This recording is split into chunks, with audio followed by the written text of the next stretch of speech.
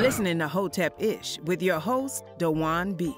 Intelligent ish talk, intelligent shit talk, where we balance the profound with the profane.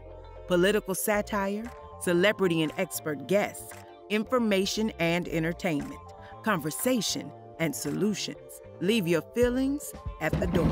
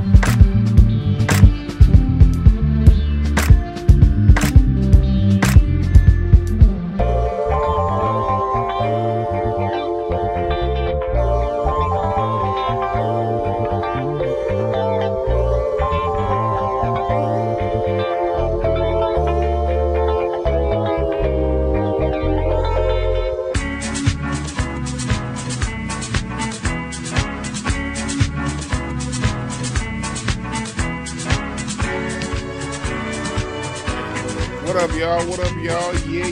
Yeah. I had my mic muted, thought I was talking to y'all. Dang it.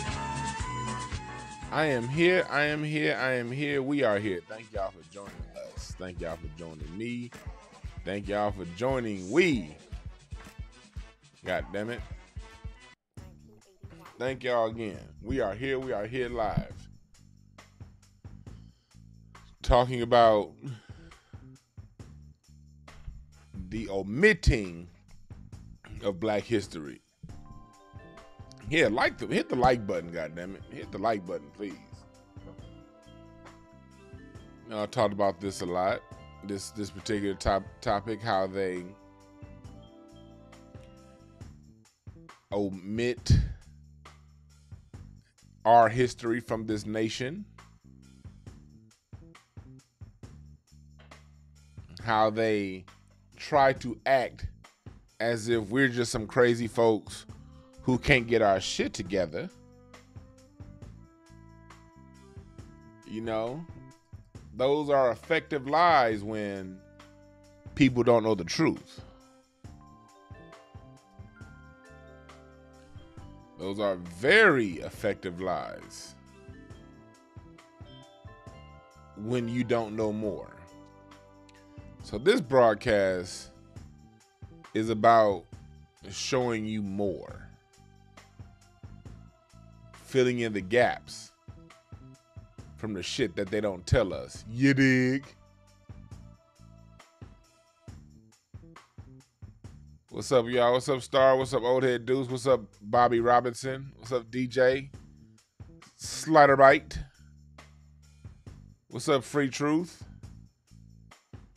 Julian B. Mr. Trey Day. Yeah. We're here to talk about this. How they omit our history. And there's the reason why I'm doing this. Because I was, me and the wife was talking the other day. We were just talking about how black folks, every generation, we basically got to start over. And that's a major problem that we face. Because people who are wealthy, wealth generally came after 2 or 3 generations. The first generation of people over here were very rarely, almost never, made it to the point of wealth. They may have gone from the shithole known as Europe and came here and they were in a better position. But the richness and the wealth generally comes in that second and third generation. Being able to build off what grandpa created. Being able to build off what mom and dad created. Every group that's come to this country has had the freedom to not only establish themselves, but also the freedom to build off what their parents and grandparents establish.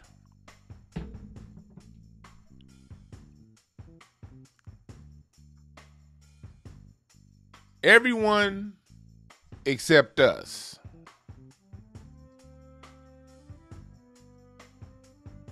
Everyone except us.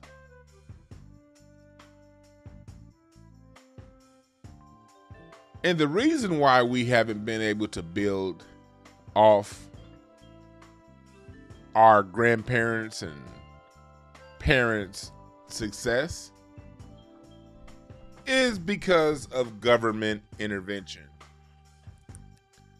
This isn't all, but this is most. And hopefully when we're done with this broadcast, you'll have tools to deal with these what about black on black crime ass niggas. Let me first of all, let me start off there. What's up, everybody in the chat room? Herb St. Maryland. Thank y'all again for joining. Appreciate y'all. What's up, Corey? Corey Showtime up in the building. That's my dog right there. We got to go back to that shooting range, boy. Got to go back to that shooting range.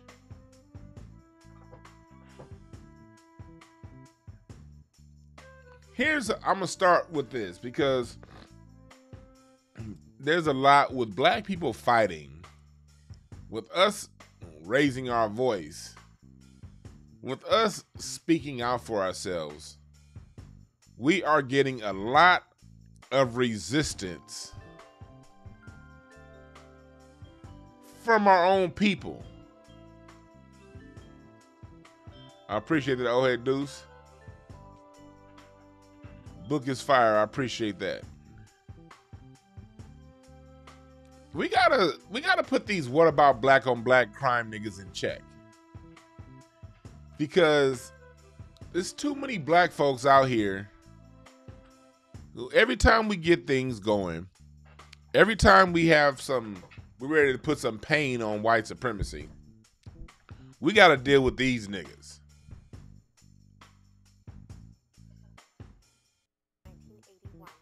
We gotta deal with them. I have people the reason why that part is coming up is because You know, I'm loving what Brother Kwame Brown is doing. I really am. I love what that brother's doing, because he's, you know, calling out the black folks in media. He's doing that. He's calling out these black folks who get in our way. My only concern is he's calling them out while at the same time saying we don't have to worry about white folks. No, my brother. You got to call out what black folks are doing, but you always have to understand who's paying them to do it and who's behind them doing it. Anytime a black person has a microphone through any mainstream channel, whether that be ABC, NBC, ESPN, Fox, the Young Turks, whatever, if it's getting that big time funding from big time sponsors, understand that that black person is being hired with the deliberate intent on drying down the message and watering down the message and keeping the message away from solutions and things that can actually help us as a group, and diverting it to other things. So, you know, that's why I want to get into that today, because like I said, I love what our brother Kwame is doing. I ain't got no fight with that brother. You know what I mean? I just have some, you know, some cues, some concerns, you know what I mean? Like, hey, let's stay on track, but let's not ever take the focus on where it started. Because if you don't focus on where it started, you're then now in position to repeat the same losses that have happened to us before.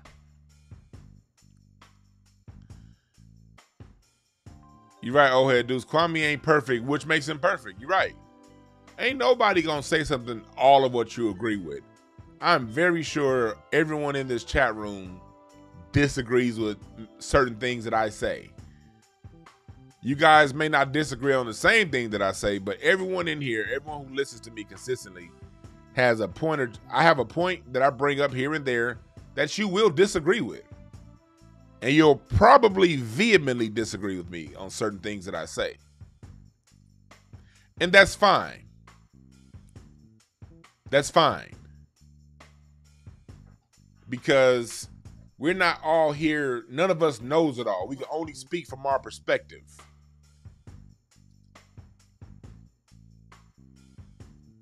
We can only speak from our perspective.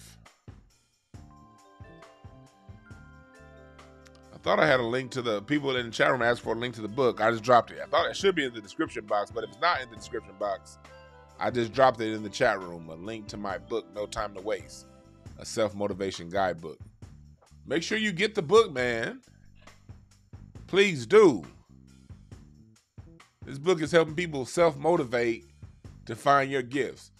The reason why I wrote the book this way is because I'm nobody's leader. I can't tell you what to do. I can't tell you what you need to do next. I can't tell you any of that. You already know. So I wrote a book to help you find out what that is, and get clarity on what that thing is, so you can motivate yourself. Because the way we get through this thing is with a bunch of strong individuals coming together. Can't come together weak, not having no resources, not having no skills to bring to the table. You gotta have your set of skills, you gotta have your resources, and come together with other black people who have complementing skills and resources. That's how we build. So for those of you new here, you're not listening to some nigga that's just gonna tell you white people are all bad and we're perfect and give us reparations and that's it. No. We're gonna talk about what they did. We also gonna talk about what we can do.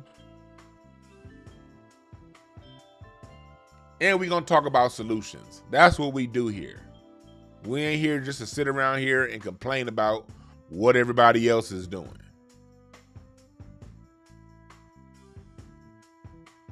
Somebody said only the NYC slander. I don't slander NYC. I just talk truthfully about in New York City. That's all. If New York City is so goddamn great, why are all them motherfuckers living here in LA? That's my question. God damn, LA is run over with New Yorkers. I'm like, man, they like the Big Apple, man, New York. Man, New York ain't nothing like it in the world. Nigga, well, take your ass back to New York then.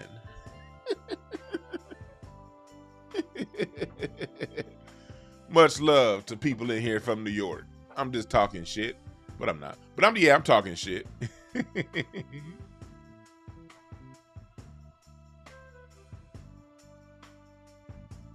Yeah, so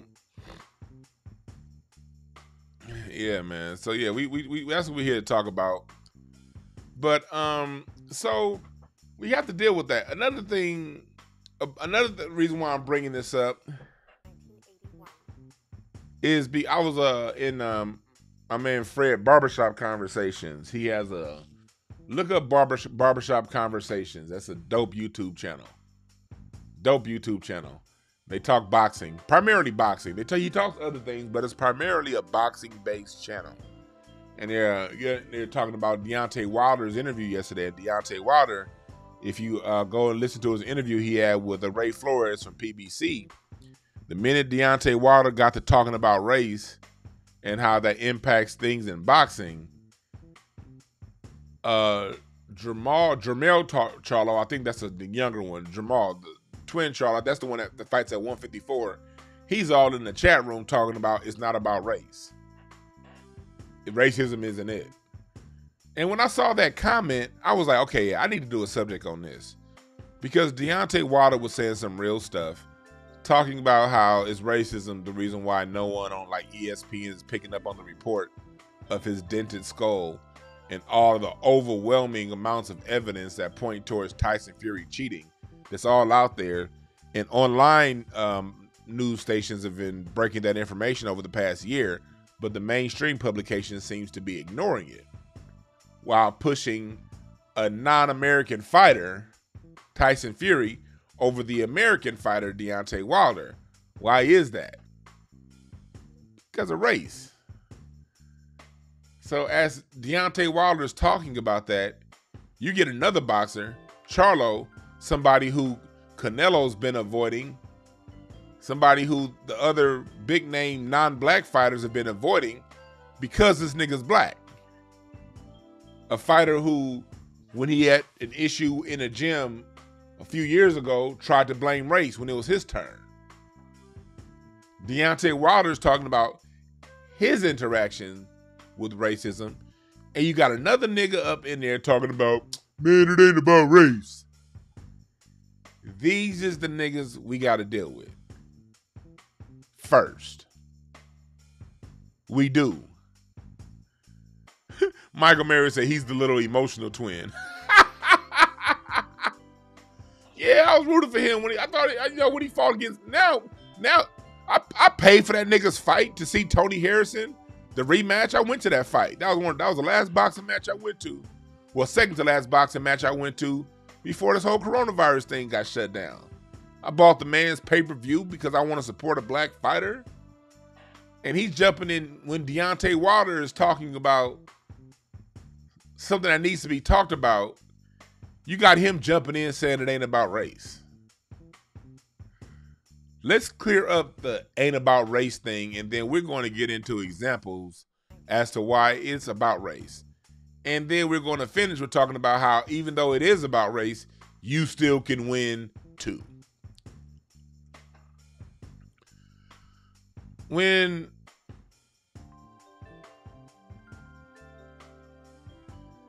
no, Deontay Wilder did not make excuses.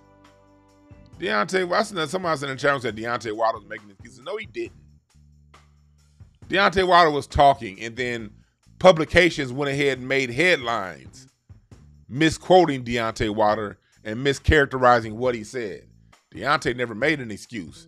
Deontay gave you niggas a medical report saying a dent in the skull is impossible from knuckles.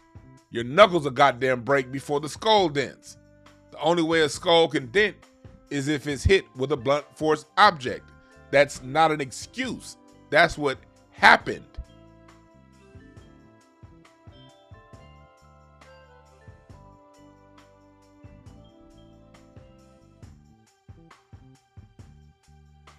That's the thing. See, I've been following this whole Wilder thing because I'm a close.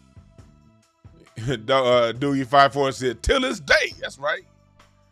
I've been following this story since it broke. You know, over a year. And the people who generally have something to say against Deontay Wilder, they generally have no facts to back up what they're saying. They're just repeating a headline that they read 6 months ago. Deontay Wilder, he blamed his costume. No, he didn't blame his costume, fool. He said when I took my costume off, I could feel my legs wasn't right. It's not an excuse. It's not blaming a costume. That's what he said. The writer went ahead and put a headline in and said, Deontay Wilder blames costume for his loss against Fury. And people who don't pay attention to details saw that headline and ran with it. That's what I mean, because one thing about boxing, all sports is racialized. Read Dr. Frances Cress Welsing's The ISIS paper. She break it down. All sports is racialized. Again, Deontay Wilder did not complain about his outfit being heavy. It wasn't a complaint. He never said my outfit was too heavy and that's why I didn't win. No. He said I could tell my legs was weak after I took off the outfit. And that was answering a question. And he was answering a question when he said that. You see how they can twist things up? And over a year later, you still got people repeating something that the man never said. That's how slick that boxing media, that media is when it comes to us. Again, omitting Black history. Lies of omission are the most dangerous lies because they're talking to you. They're giving you information. And when they're done, you're thinking that you got the information, not understanding they left out 90% of what happened. So he's talking about that, and you have Charlo jumping in where no one called for this nigga. Nobody asked for this nigga. Mind you, this is the same Charlo who has a Juneteenth fight coming up in a couple weeks with all Mexicans on the card. You think I'm lying? Look it up. Look up Charlo's quote-unquote Juneteenth, June 19th match. And he's the only black person on that whole card. It's 3 fights, Mexican versus Mexican, and he's fighting a Mexican. How you gonna celebrate Black Juneteenth and not circulate the money with other black fighters? Just call it your June 19th fight, nigga. Leave Juneteenth out of it. There's too many black people who want to benefit from race when it's convenient. But when it comes time to fight racism, they want to act like hoes or act like it doesn't exist. And then turn into Uncle Ruckus, downing other black people who acknowledge the existence of racism and how to do something about it. You're right, Ivor. Once something's thrown out, no one ever takes the time to find out whether it's true or not. Fury should be sued and banned. Fury's already banned. Look, people over here taking Fury's word. Do you know that Tyson Fury is banned from his home country for cheating? He can't even fight in England because he's been banned. The dude that lied and said that he gave him tainted meat came back and said that was a lie. The meat wasn't tainted. The man has a history of cheating. David Kenner, go look up that documentary on the BBC about David Kenner, Fury's manager, cheating all around that motherfucker. Top down, up, bottom, drug habit, all that. But you'll have black people try to sparse Deontay Wilder's life because the white media told you to. That's what we got to get rid of. We need to get on code with ourselves when it comes to things like that. We don't help the media and their rhetoric just because you want to be the black person that stands out. Man, I ain't like the rest of these niggas. That's where that shit comes from. Like with Charlo jumping in where he don't belong. He one of those, I ain't like the rest of these niggas ass niggas.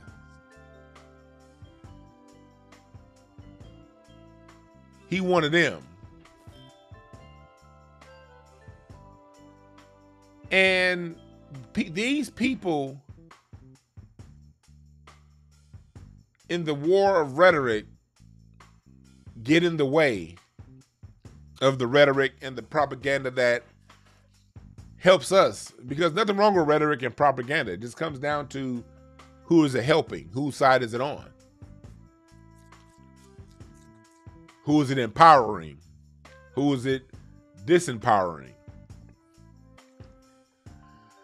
So they omit all these things that Deontay Wilder's been dealing with. And they omit Tyson Fury's cheating past. They admit that he's banned from boxing in his home fucking country. He's such a bad cheater. They omit all of that stuff and tell you to believe their white opinion.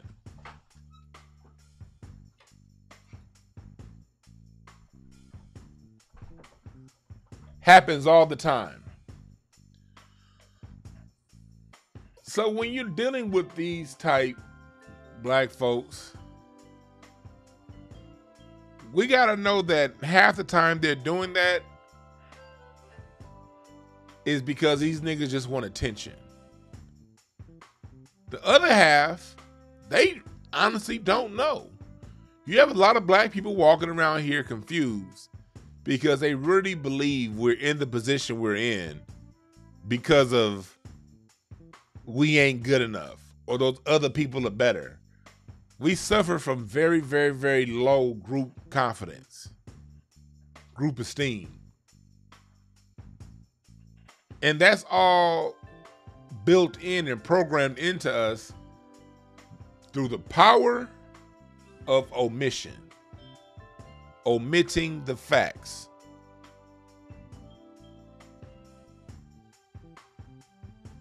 You are, Ivor, they never even spoke on the arbitration. They made it seem as if Fury was about to fight Anthony Joshua, even though Eddie Hearn and no one had a date ever planned. They never set a date. And then they acted as if there was no arbitration case going on because Fury signed a 2-fight deal after the last fight. There was a 2-fight deal for both fighters. Whoever lost had to fight. There was a rematch clause. Fury tried to get out of that. Deontay Wilder took him to court. They were in court in arbitration for almost 6 months. And the media never admitted it and talked about it. Again, lies of omission. Let's omit these facts. And now let's make it seem as if, Wilder's just crazy. Like he's just desperate to get his win, to get his title back. Oh, he was a sore loser. Oh, he needs to move on. Oh, Tyson Fury, Anthony Joshua is going to be the fight of the century. Blase, blase, blase. No. The motherfucker had a contractual obligation and illegally backed out of it. But they don't tell you that. Because when they tell you that, it's going to make the black man look a lot more sane than they're trying to paint him. The reason why I'm so sensitive as to what goes on with other black people, because the games they play with one black person, they play with us all. And I ain't here to play devil's advocate with a bunch of fucking devils.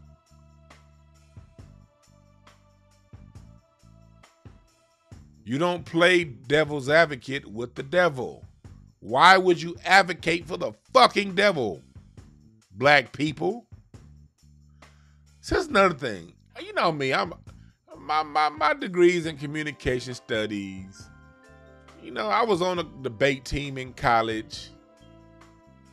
I know a little bit about debate, and I know a little bit about rhetoric. And one thing you don't do is you don't play devil's advocate if you're not already standing solid firmly in your truth. A lot of niggas play devil's advocate because that's really how they think. They just want to say, I'm going to play devil's advocate. No, nigga, that's really how you think. But it doesn't work for you. It doesn't work for your black ass. It never has, it never will. It never has, it never will.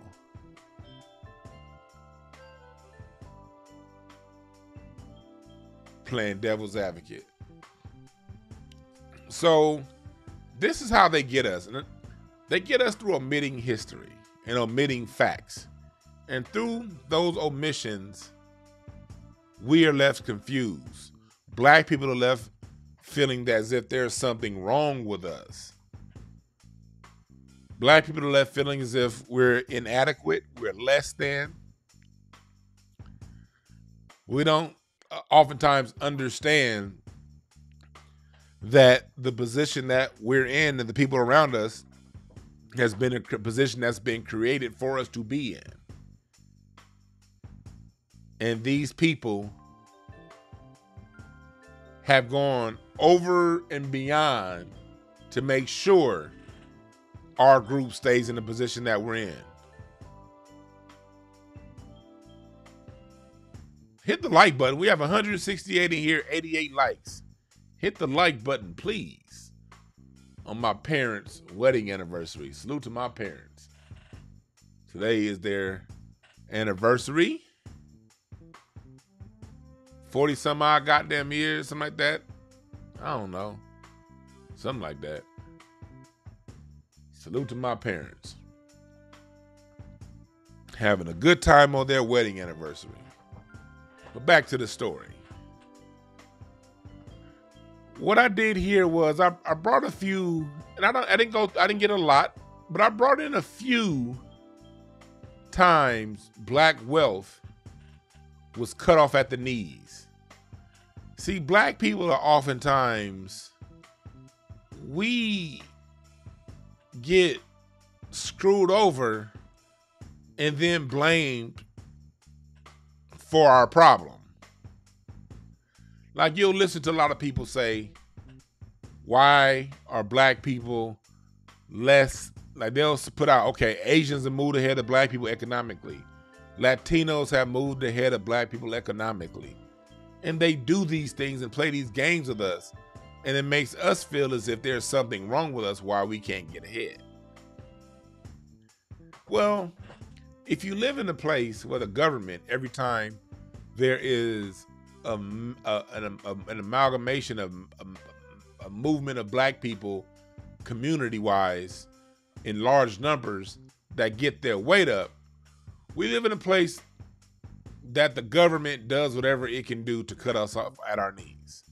See, these other people who come over here, whether it be from Europe, Asia, Latin American countries, like I started off saying, the parents, the people who move here initially, very rarely do they establish themselves right away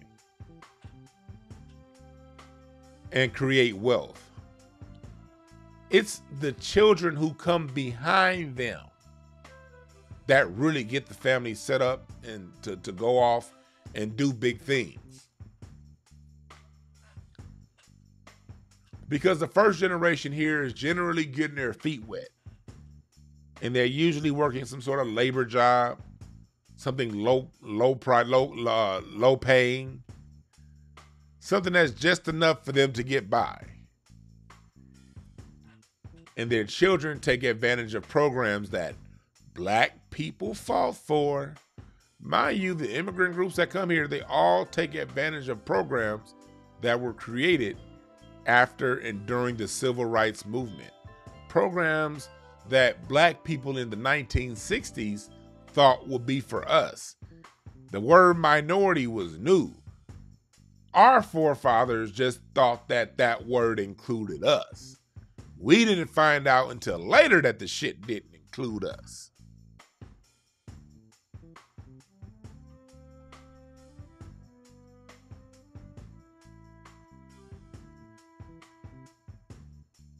We got to know that there's nothing wrong with us. Something happened to us. And when you're talking about that something that happened to us, that's not an excuse. That's another thing these what about black on black crime ass niggas will do.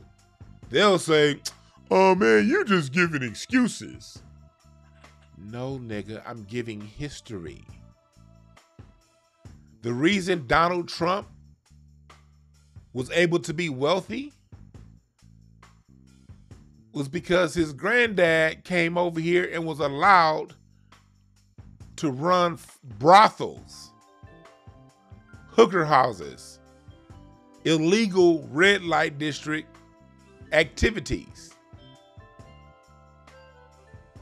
that the government allowed him to run. They didn't let black folks run brothels like that. But Donald Trump's folks did. And through that illegal enterprise, they were able to pass him down money that he was then able to invest and grow the money. What if the government came in and right as it was time for Donald Trump to be passed down his fortune, they cut off the family's ability to make an income and set sanctions to keep it that way? Would Donald Trump have had the money to invest in his empire? No. Jack Kennedy, parents of the John F. Kennedy, the patriarch of the Kennedy fortune. Homie was a bootlegger selling illegal alcohol during the time of Prohibition. He was the freeway Rick Ross of his day. The Kennedy fortune got built on some freeway Rick Ross shit. But they'll tell your black ass, man, it's the drug dealers that's hurting our community. In America, 16% of the population is going to take drugs. That's been a fact as long as America's been around. No matter what color you are, Mexican, white, black, Asian, Puerto Rican, Honduran, 16.5% of your population is going to take drugs. I don't advocate for drugs. I don't do that heroin and all that crack bullshit. But if everyone's going to do it, and every other group builds an economic base, and they're allowed to build an economic base, but you only want to cut us off, that's where I have the problem. All these white folks that you niggas, especially you coons, worship, the majority of them built their fortunes on the foundation of illegal, heinous, debauchery bullshit. America's built on crime. But you get these what about black on black crime ass niggas that want to victimize and say the black folks are wrong for doing what everybody does. The way I see it, either we all gonna build our economies off the underground economy, or none of us are gonna build our economies off the underground economy. You got Chinese people in here right now with massive fortunes due to that fentanyl. Do you see the government coming together and creating laws to stop the fentanyl and the oxycodone that they're pushing out on the street from China? No. They're allowing these motherfuckers to build family fortunes that are going to get passed down generation by generation by generation. And you don't see Asians going around talking about some, Well, before we get an anti-Asian hate bill, what about Asian on Asian crime? What about all the home invasion robberies in Arcadia? What about all the drug dealers, and what about all these Asian shipping container owners that's using their ships to distribute drugs? What about, let's fix the drugs in our community before we get something from Massa Joe Biden? Do you hear them saying that?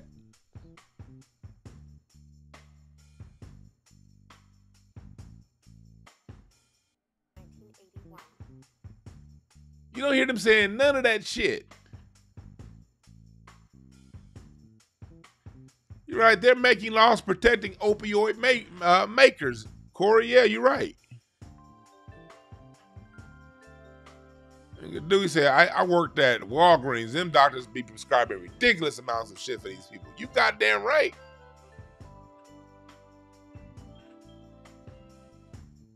You goddamn right. Black folks always want to be the moral goddamn police. And the worst part about these what about black on black crime niggas, most of them are the degenerates of black society. You ever notice that? And I'm not shitting on y'all. Look, let me make it very clear. I'm not shitting on anyone who's been through this. I understand. We have a system that traps our young when they make dumb decisions, and it puts a criminal jacket on them for the rest of their lives. So I'm sensitive to that. I'm not here to talk shit about the people who lived a certain lifestyle young, got jacketed with some bullshit. Now they got to carry that jacket the rest of their life. I'm not saying this in any way, shape, or form to disrespect those of you who are in that situation. But I also got to be true to what the truth is.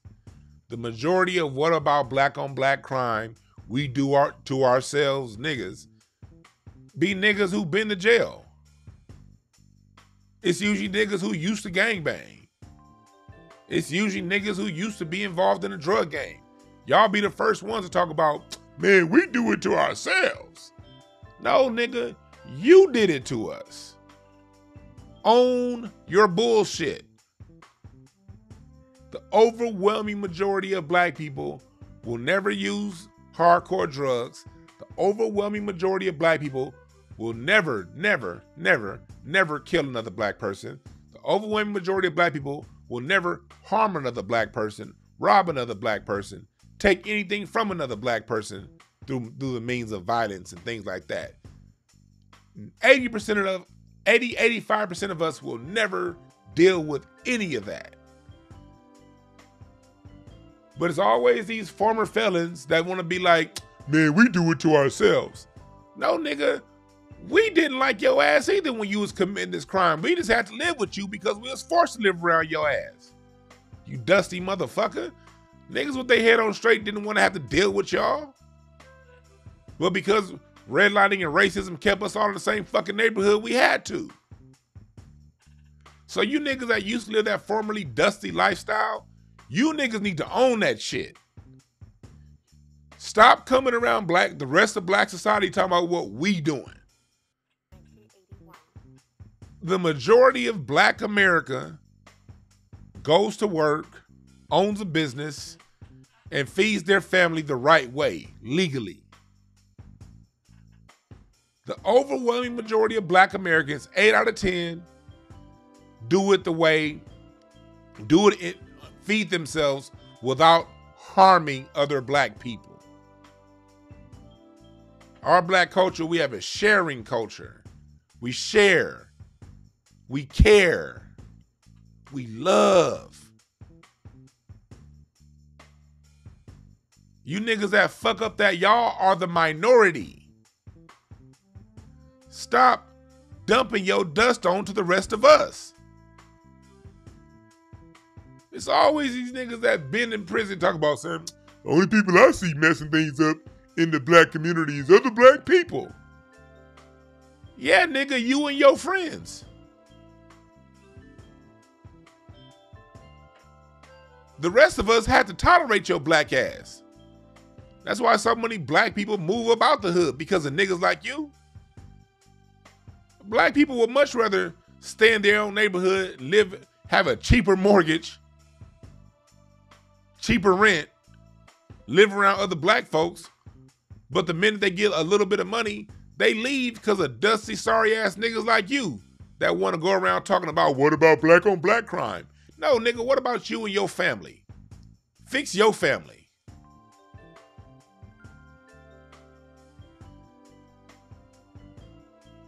They always want to compare us to the lowest in our society.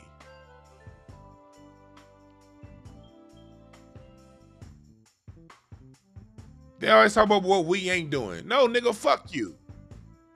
I went to school and did it the right way. I got my degree the way they, quote unquote, the right way, the way they told us to do it. I take care of my wife and my family. I don't sell drugs. I don't do illegal. I don't make money through any illegal means. And I'm still dealing with this racism shit.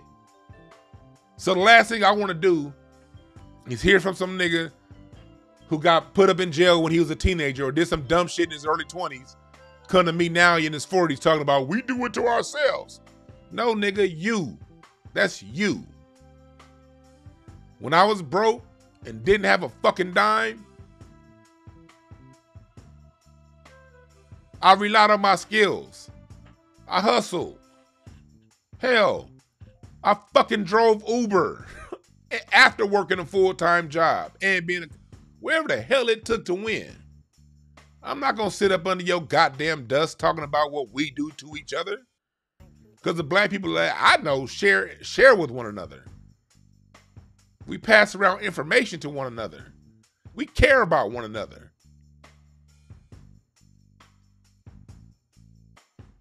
So stop letting these formerly dusty niggas speak for us. You niggas don't get to speak for us no more. Like, for real, like, I'm tired of this shit. I'm gonna do a whole program on this one day too. I'm tired of you former criminals, some still current criminals, speaking for black people. You do not represent us. You represent yourself and your fucking cellmate. You don't represent the rest of us. Got everybody running around thinking that associating black with thug. You wasn't even a good thug. That's why your ass was in jail. The good ones escape the punishment. You keep getting thrown in every 2 weeks. You can't stay out of jail for 6 months before you get thrown back in there. You wasn't even a good criminal when you was in the game. Stop these niggas from speaking to us, for us. I appreciate that, Emmanuel. He just bought the book package. I appreciate that. No, I'm tired of this shit, man. Because I'm tired of these ghetto ass chicks speaking for us. Monique said, take the bonnet off your hair when you fly. When you in the airport, look decent. And these motherfuckers want to snap back at Monique. Now, you dirty motherfuckers have had enough. Y'all done spoke for us enough. I'm tired of you niggas getting the mic. Niggas talking about some black men need to come together. We need to take care of our kids, man. Well, niggas, stop spraying in cheeks you don't know raw. How about that? You got niggas running around here complaining. Okay, everybody can make a mistake. Everybody can get that one whoopty wham by an accident. Okay. But you got 5 baby mamas and 6 kids? No, nigga, you the problem. Talking about some, I'm afraid of commitment. Nigga, a kid is more of a commitment than a marriage. You can get married to somebody and divorced and never have to see that motherfucker again. But if you have a kid with somebody, that other person is a part of your life as long as you live. They're a part of your financial decisions as long as you live. They're a part of your freedom to move about this planet as long as you live. Talking about you afraid of commitment, but you got all these goddamn kids. Put a fucking condom on. These be the first niggas that they put out in front to speak for black people. No, nigga, you lost. You don't get to speak for me. And those of us with our head on straight, we need to start calling this shit out.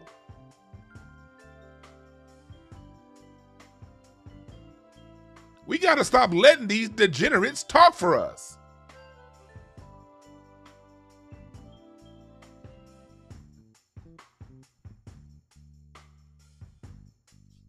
We got to stop this shit, man. Because we have a beautiful, wonderful, glorious history and present. Everything moral and good this nation boasts about came from the mind of Black Americans.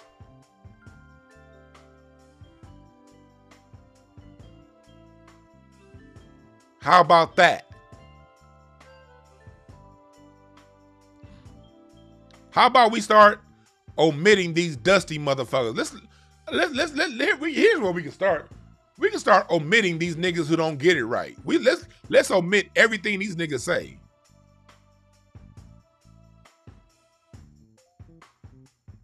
We about to start omitting you niggas. Cause that's one of the smart things that white folks do. White folks are the biggest degenerates in America. Matter of fact, on the planet. Look up goddamn the Donner Party eating each other because these motherfuckers didn't know how to grow nothing, didn't know how to hunt. So when the Donner Party came over to the West Coast, they was eating each other. These people got body parts in pickle jars of black people who were lynched. This picture you see on the screen right now about the Tulsa Race Massacre was a fucking postcard. This was a picture of them celebrating what they did to us. We don't know how to degenerate like they degenerate. If you want to deal with some degenerates, you got to start with white folks. Our degenerates can't touch them. But you know one smart thing that white society does? They omit their degenerates from the conversation. They don't say, well, we need our cousins in West Virginia to stop fucking one another before we go and take a new territory. White folks don't say no dumb shit like that.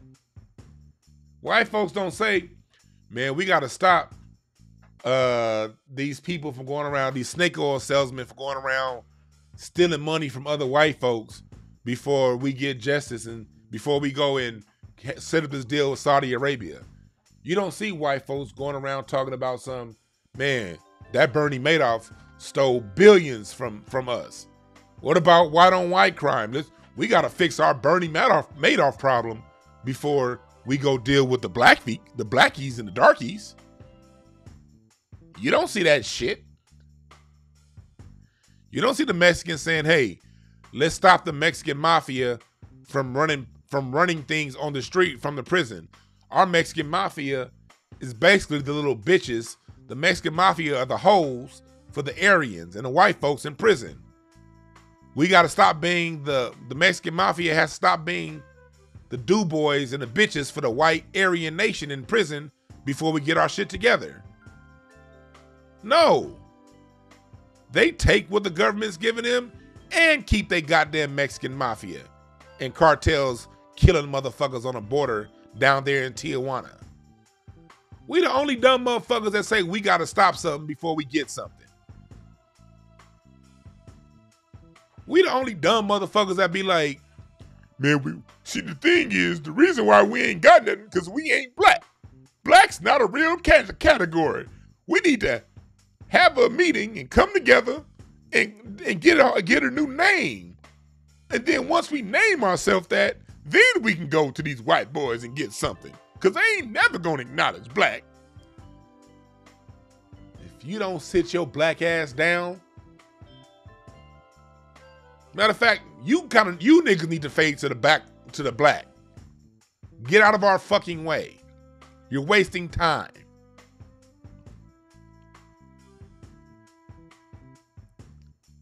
Our resources were stolen along the lines of black.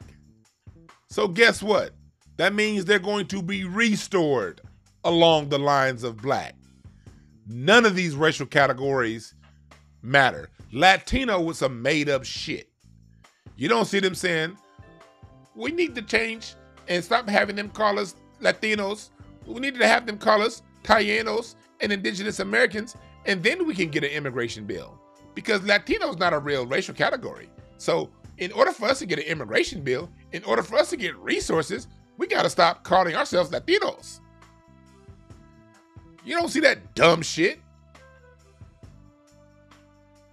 Asians don't call themselves Asians. They identify with their country.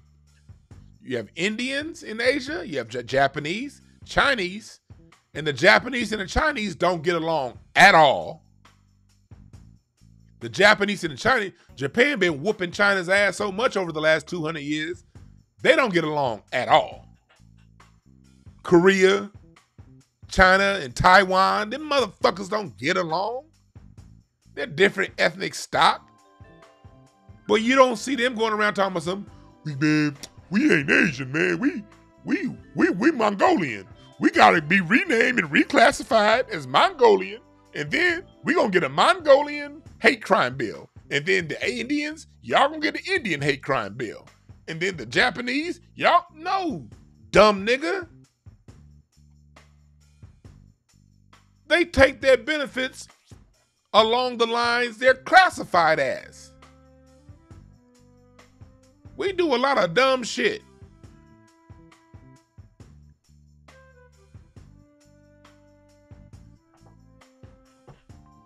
We do a lot of dumb shit like that. We just need to go ahead and get our goddamn benefits. We need to go ahead and get our reparations from this fucking country. And stop majoring in the minors. Stop majoring in a whole bunch of bullshit. Wish my reparations down t-shirts and snapback are on sale. Hotepish.com/apparel. Get yours right now. Also for your music producers, go to my link tree in the description bar. Get my live drum sample packs. Type in the code FUNK1, F-U-N-K-1, and get 20% off my live drum sample packs. Booyah. Back to what we talking about. No, that's not it. Nope. I'm over here pulling up other goddamn. Okay, here we go. Here we go. I got to throw them other ones away. We are here. What's up, Toya? What's up, Star? What's up, Stuart?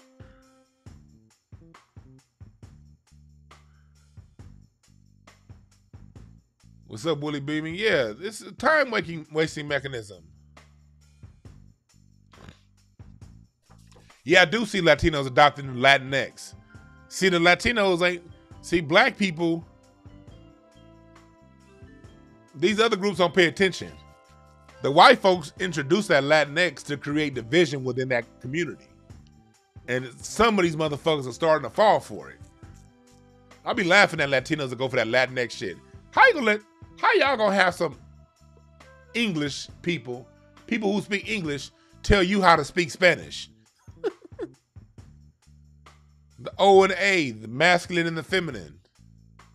And they falling for that bullshit. But in the meantime, they still got their immigration shit through.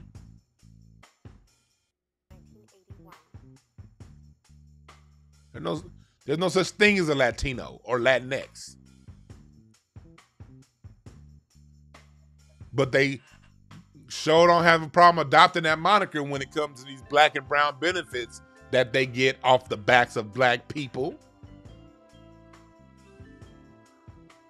White isn't a race. White was invented in 1670. White is every bit as false of a racial grouping as black is. But if you're classified as white, guess what? You get the bacon. You get the loans.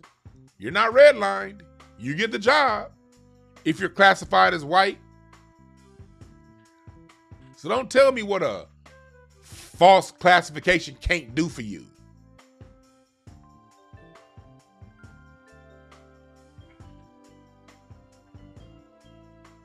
And the reason why I brought that up, because oftentimes it'd be we don't need to call ourselves black people, be the most aggressive, loud talking niggas in the room.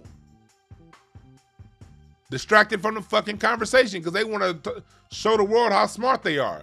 We really ain't this, man. Because what happened is, brother, we ain't black because we was classified in 1675 to be a permanent underclass if you accept the moniker of black.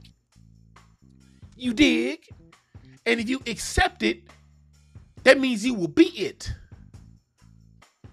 Okay, Mr. Moorish Science Temple, and no disrespect to the Moors. I love the Moors. I ain't disrespecting none of these people. I'm not disrespecting the Hebrew Israelites. I have nothing but respect for whatever you are, whatever you do.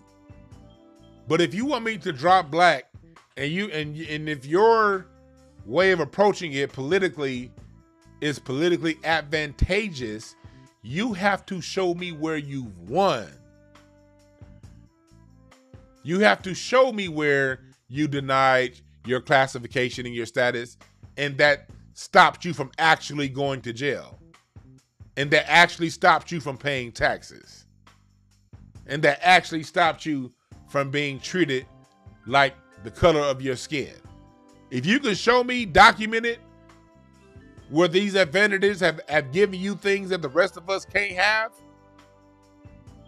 and it's not, and I ain't talking about one time. I ain't talking about a one-off here and there. I'm talking about every time you face a judge or someone who declassified themselves as black and revoked their citizenship. If you show me every time they go to court, it works. When they get pulled over, they don't get tickets. And not no one YouTube video from 2 years ago where there was an exception. I'm talking about systematically. Every time these things happen, this is the result. The result is you getting a different outcome as someone classified as black. If you can show me that, I'll listen. Until then, sit your ass down and get on the back of the bus and let niggas and do something about ending white supremacy. Because anything less than that, you just wasting my fucking time.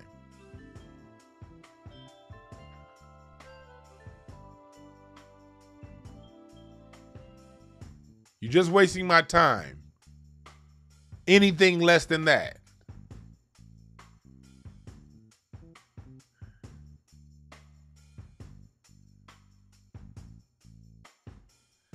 The only way you can reclassify yourself is if you have a military to back it.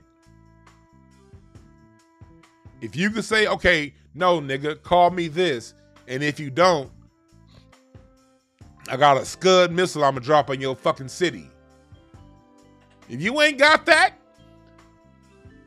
you just wasting my goddamn time talking about what somebody should call you. Because you ain't got the power to enforce it.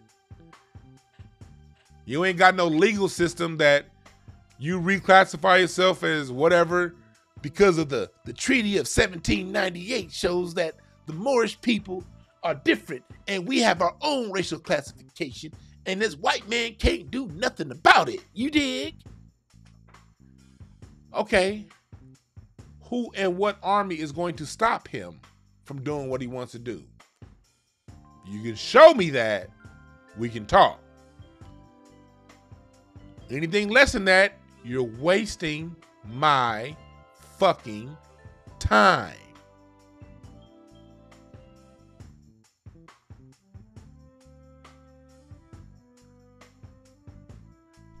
So here we're talking about omitting our black history and how they omit it. We are right now at the 100-year anniversary of the Tulsa race riot, where black people were bombed on by the government. See, the United States is just now admitting to this openly out there, but Tulsa is one of hundreds. I'm personally sensitive to Tulsa because my grandmother was born in Tulsa in 1930. Her birthday was will be next week, June 7th, 1930 is when my grandmother was born.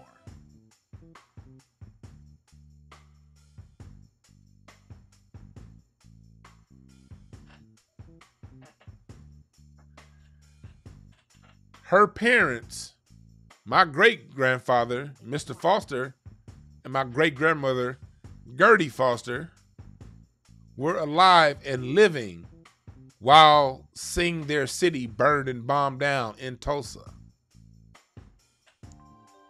They later had to relocate to Dallas in the 1930s because even though they stayed and tried to rebuild, it wasn't the same. They had to move.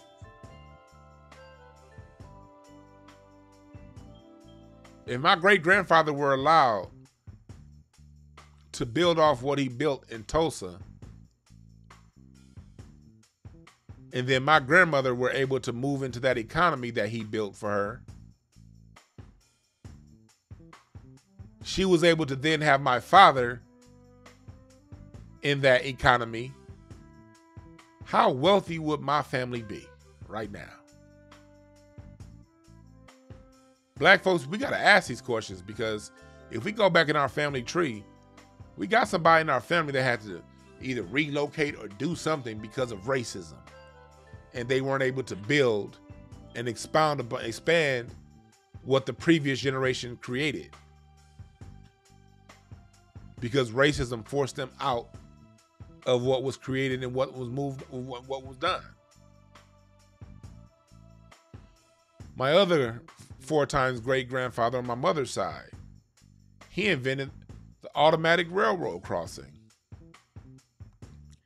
He sold his patent so he could move to LA. Well, why did he have to sell his patent?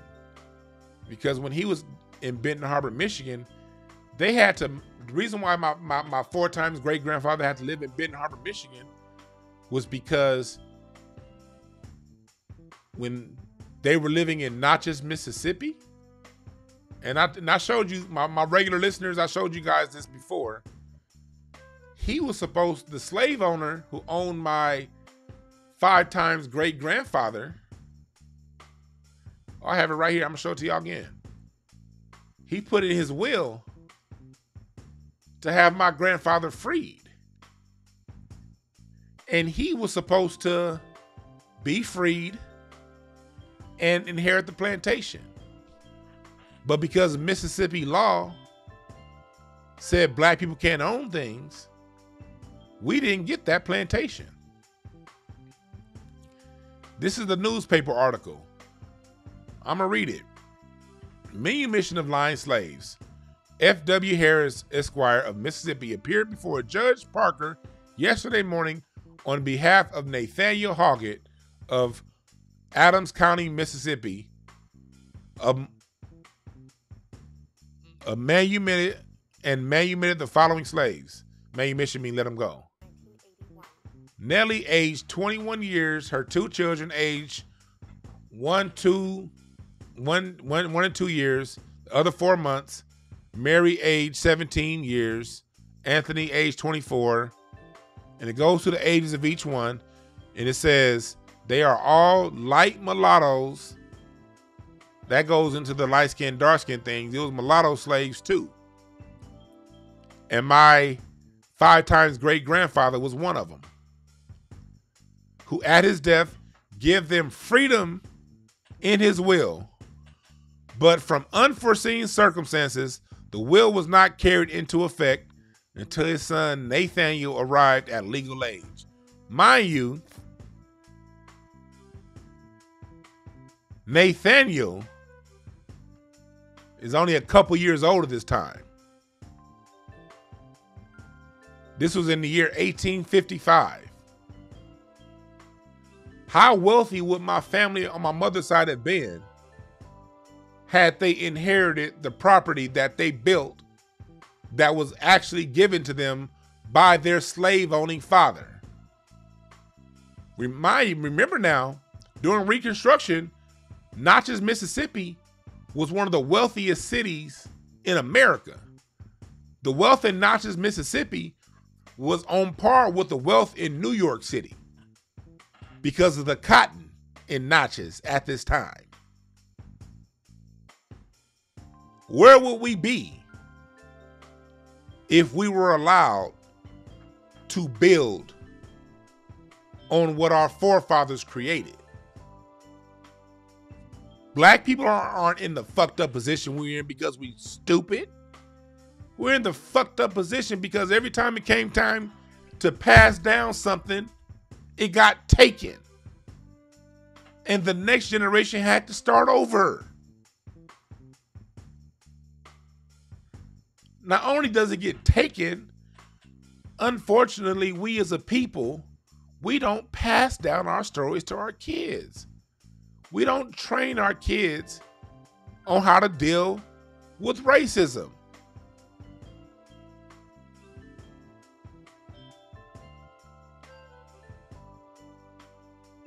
This is what happened. For all of you, we need to stop calling each other black niggas. That happened to my great-great-great-grandfather, and he was classified as mulatto. So let me tell you niggas something. It don't matter what you classify yourself as. If they don't classify you as white,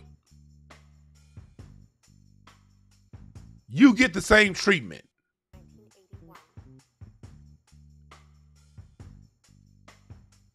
He was classified as mulatto. Great. They still said, you a nigga. Give me that land.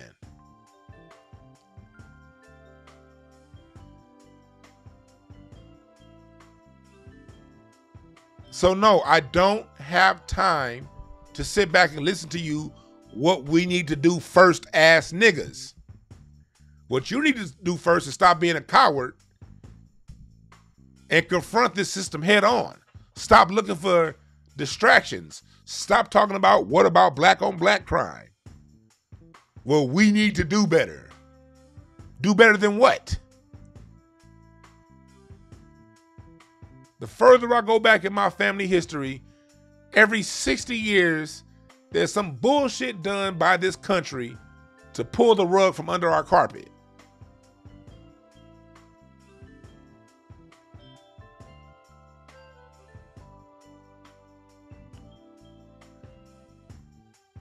Niggas just say dumb shit to repeat cliches. The system has to be destroyed. As long as the system is in place, backed by a military, your black ass can call yourself whatever the fuck you want to call yourself.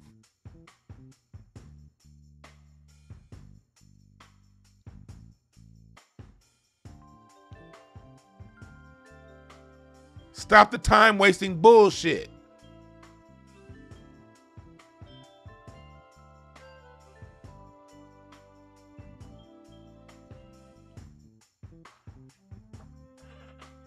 Stop the time wasting bullshit. I have more family. I have dark-skinned native black family. I have light, bright, damn near white, almost family. And they both dealt with the same shit.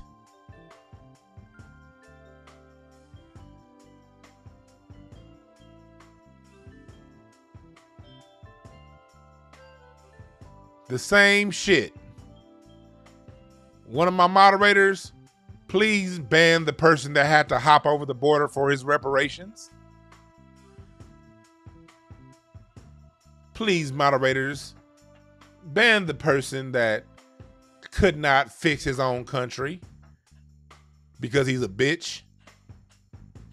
So he had to come here and benefit off what our forefathers built. Please ban that bitch from the chat room, please. So we can go back to having an intelligent conversation amongst ourselves. See how it is? Black folks talking to black folks. There's always some little dick motherfucker that's not black coming up in our mix, wanting attention.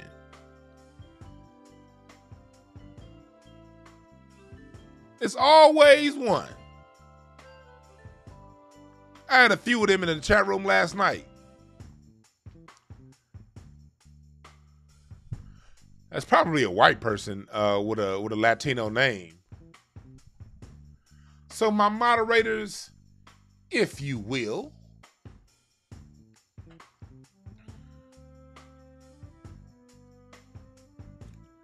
back to what we're talking about here. This is black folks talking black shit.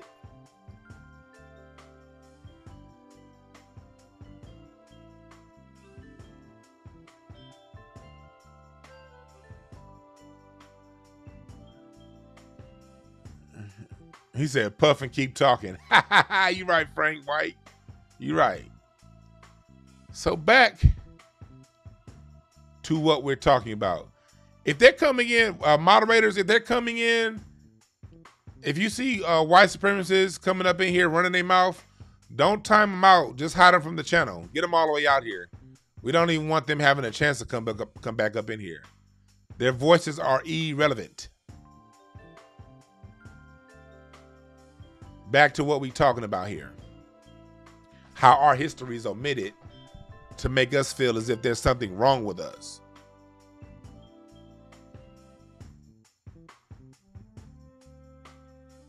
What's up, Tyler Robertson? I appreciate that.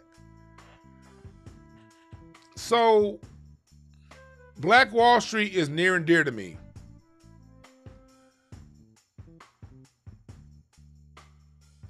But there are also other massacres that we got to talk about. I want you guys to look up the Vicksburg, Mississippi massacre, December 11th, 1874. Where black folks of Vicksburg, mind you, I got family from Vicksburg too. My grandfather, who's still alive, he actually lived in Grace, Mississippi. He was born in Grace, Mississippi in 1924. That man is still alive today. Salute to you, Poppy. I'm coming by there tomorrow to check on you. Come by there tomorrow to give my 97-year-old grandfather some, I think he said he wants something from Doolin's, the soul food kitchen out here in LA. I'm gonna get him some oxtails, some gravy, some greens, and some rice. That's what he eats. That nigga also be eating Popeyes sometimes too. For all you goddamn health nuts. Yeah, my 97-year-old grandfather still eats Popeyes chicken. But that's another story. But he was in Grace, Mississippi. The rest of his family was in Vicksburg. The city of Vicksburg elected a black sheriff. The white folks did not like the fact that a black sheriff was elected. So they burnt down part of the town and killed over 200 black people.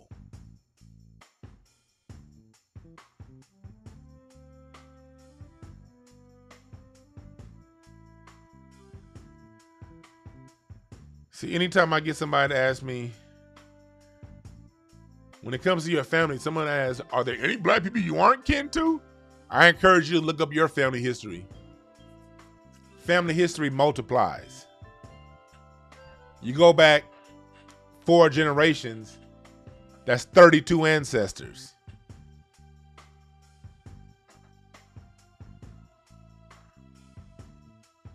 It may sound crazy that I'm talking about all this family, and I'm not even talking about, and I still have a whole lot that I didn't mention, because the further you go back, the 4 multiplies. It takes 2 to make 1. And when 2 people get married, that's 4 people. Husbands 2 parents, wives 2 parents. You talk about grandparents, you got 2 sets of grandparents. Your mama's grandparents, your dad's grandparents. Talk about great-grandparents, it keeps going. So if what I'm saying as far as the amount of family I'm dealing with, that only sounds foreign to somebody who hasn't taking the time to look up their own history. That's why I'm talking about my family history, because black folks, our powers and our ancestors, we really need to be looking up our family history. Know who these people are. Honor these ancestors. Give thanks for what they went through to get us here to where we are.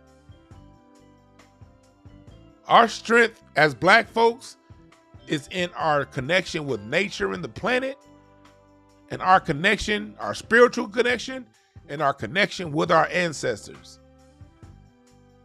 Because that's not going to lie to you. That's not going to deceive you. That can only empower you. Me personally, I have a mission. When I know what my parent family went through, I know I gotta win.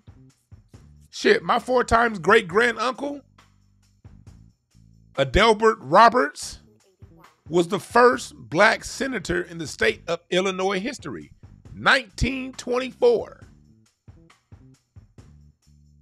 So when I look back on my family history, I got a legacy I gotta build on.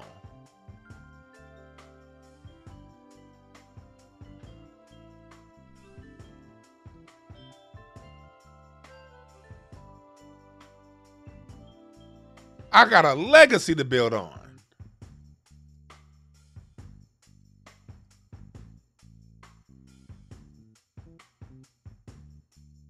Yeah. Come on in here, white supremacists. Ooh, come on in here, white supremacists. I know this is making your pink pimples itch. These white supremacists are so goddamn mad. They're about to go back home and beat their wife cousin. Fucking niggers, come over here. Come over here, Carol. Come here. Fucking niggers piss me off. Come here, wife cousin. Nigga about to go home and grudge fuck his wife cousin, then beat her. Sorry ass bastards.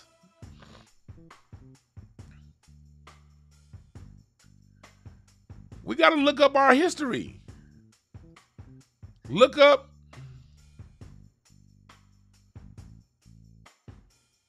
the massacre of black sharecroppers in Arkansas.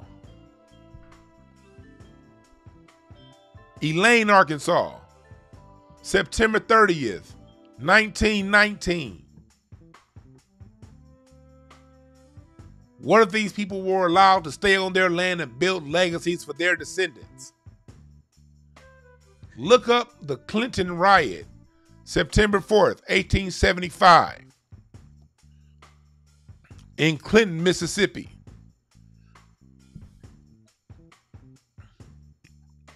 I mean, everywhere you go throughout history, from the moment we were free from slavery, we built some dope shit, and it took a whole local and federal government to conspire to come together to take that shit from us.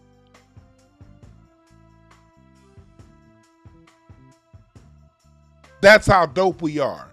But we don't notice because our shit was omitted from history. July 1929, 1910, July 29, 1910, the Slocum, Texas Massacre. Look that up.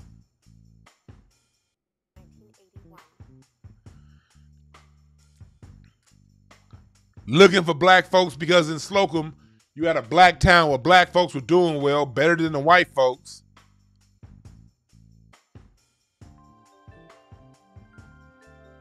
They conspired with the local government to take our shit down. And then you got people coming over here from Europe, from Latino countries, from Asia, saying, what's wrong with you black people?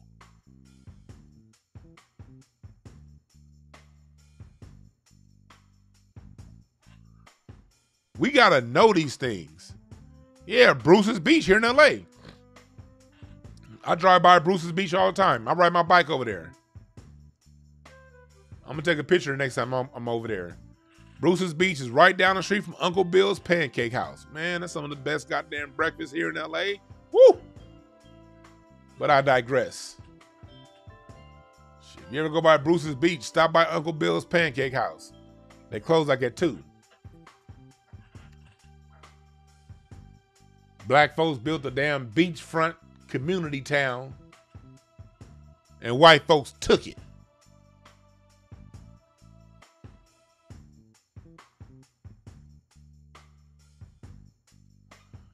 I appreciate that, Reginald Wilson. It's good to have the children listen. Yes. Yes, I appreciate that. Black people, we have done some of the most dopest shit this country has ever seen. The problem is they get us through lies of omission. I was watching the History Channel yesterday, and they have a new show called The Titans Who Built America, where they basically talk about all these white thugs who stole stuff from people, stole ideas from folks, who got their name on companies that built things they didn't themselves invent or create. They usually built things that were invented by black people and created by black people.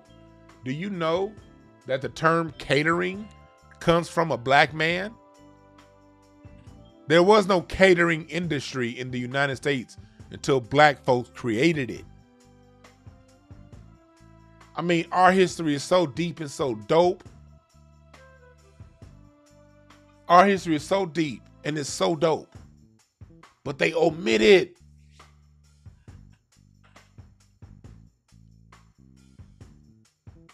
So it leaves us feeling like we haven't done nothing.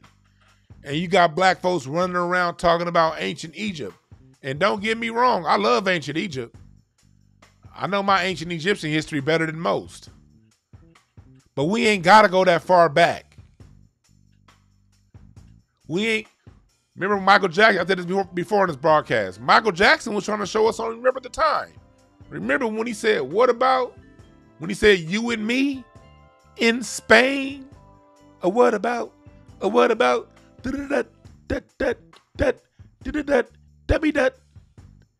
He was telling your black ass you was in Spain and you were the reason why Europe had its Renaissance period. That's more recent than ancient Egypt. But we still don't have to go back that far. All we got to do as black Americans is point to what we've done here on this continent in the last 300 years. If our children just learn 5% of what we've done in this country, we'll look at ourselves differently.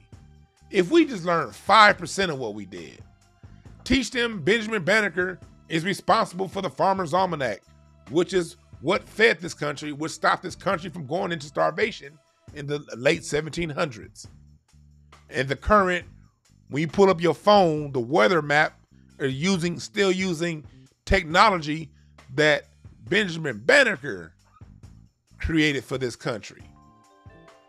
Then he turned around and perfected the clock. And that big ass clock is known as Big Ben. Then he turned around and designed and built the city of Philadelphia. Then after he did that, he turned around and designed Washington, D.C. and aligned Washington, D.C. with the constellation Virgo in the skies.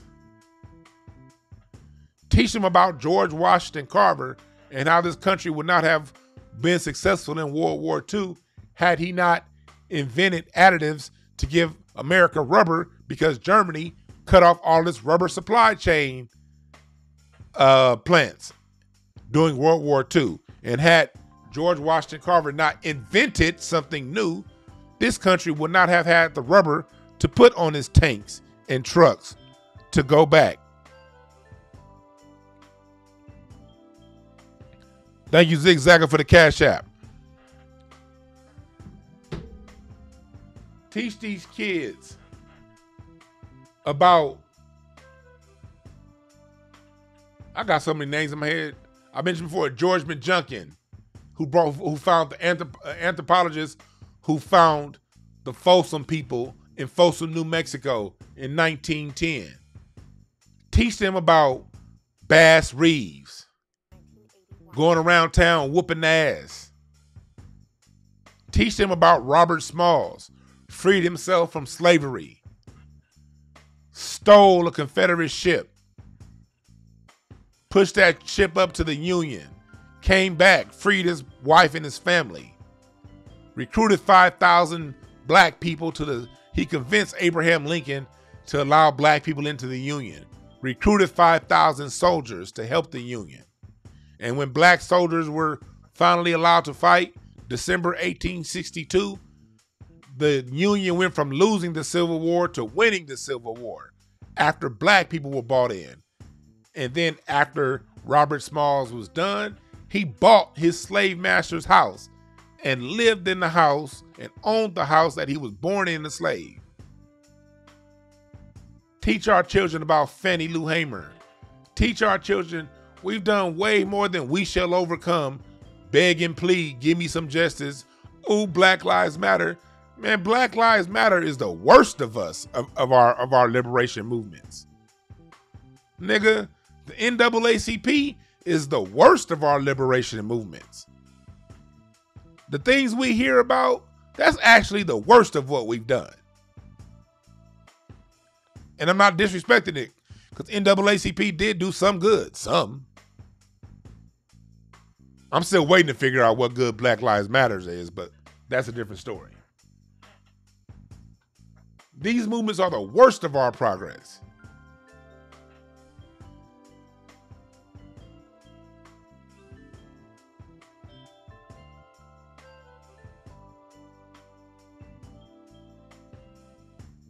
We got to know these things. I just got another thumbs down. That must be one of them BLM lesbians that gave me a thumbs down.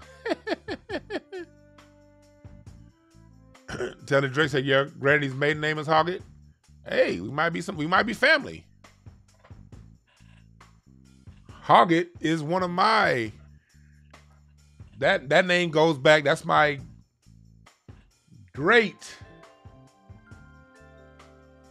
grandfather's name, Hoggett. Grandmother's name. My great grandmother's name is Hoggett. So hey, we might be family. Who knows? You heard about that, Westwood? The only white boy we should learn about is John Brown. And I talked about this a little bit on my show last night. John Brown, and I love John Brown. He's the one role model, white role model that we have. But John Brown died in 1859. That's 171 years ago.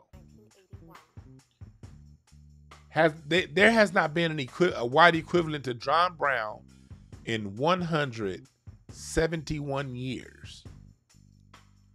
John Brown died during the time of Harriet Tubman and Frederick Douglass and Robert Smalls. He died then.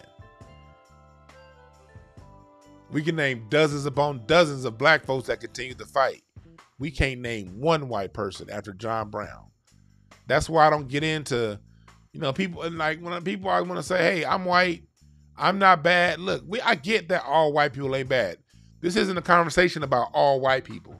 This is a conversation about systems and white supremacy and how the system comes down upon us. The problem is the white people that quote unquote aren't bad stand in the way of those who are. That's why I don't spend too much time giving extra kudos to the white folks that aren't bad. Look, you're human. You're not supposed to be bad. You don't get any extra credit for not being a downright degenerate.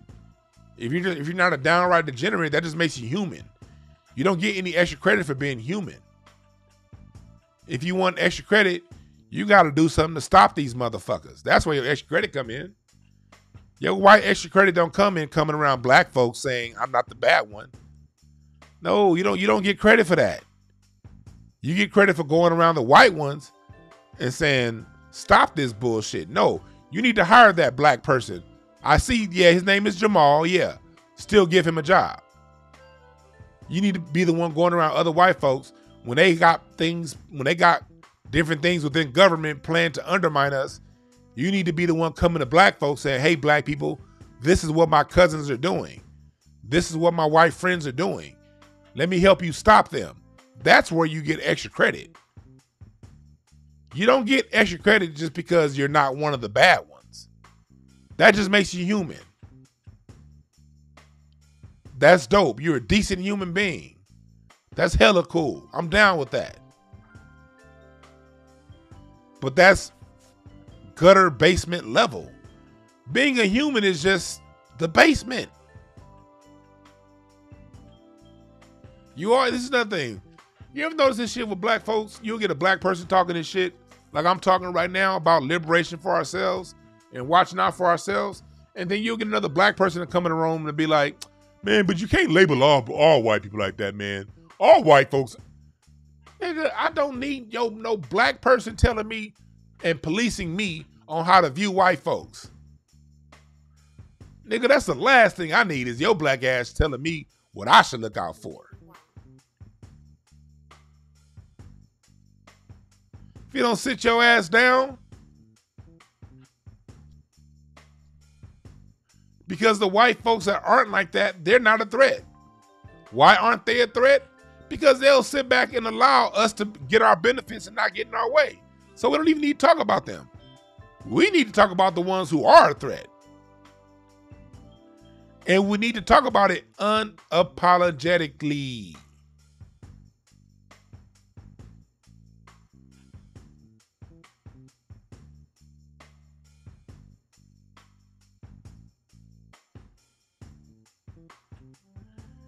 Frank White says, I do wonder where are the families that took photos of these hangings. These families are still around.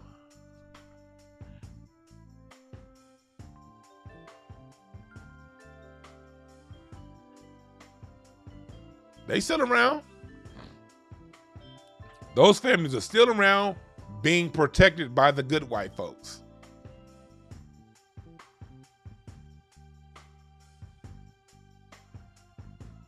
I don't have any hate. And with all this being said, I still don't harbor any hate for white people. I don't hate them. I don't hate Latinos, Asians. I don't hate anybody. I don't have any space in my heart to hate anybody. This is a message of love. A message of love to black people.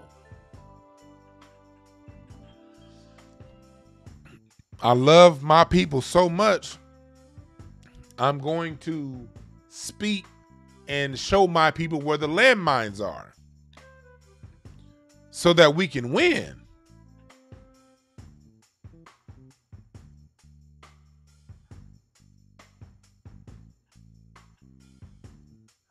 Hexagon said they are behind you in the supermarket. Facts.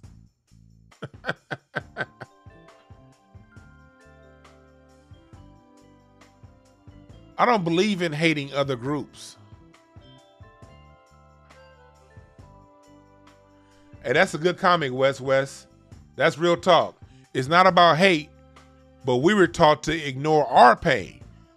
That's one of the realest comments and statements I've seen in a long time. You're right. It's not about hate, but we have been trained and conditioned to ignore our pain. And when one of us speaks up and acknowledges our pain, the first thing you get is a whole bunch of niggas saying, man, you just making excuses, man. It's not about race. Because they want a white person to acknowledge their meager existence.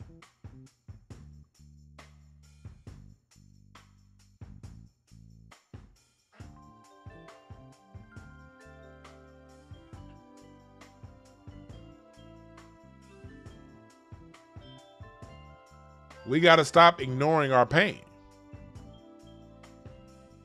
We got to love ourselves. And part of loving yourself is telling the truth.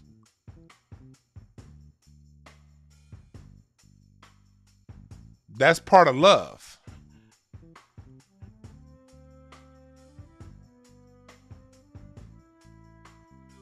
You're right, Herb, saying our pain is buried in every city, in every town in America.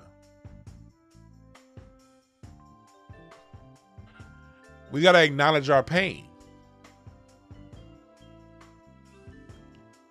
And that's part of inputting and imparting our history.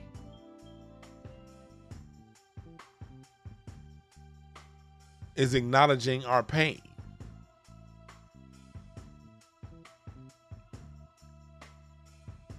Remember that.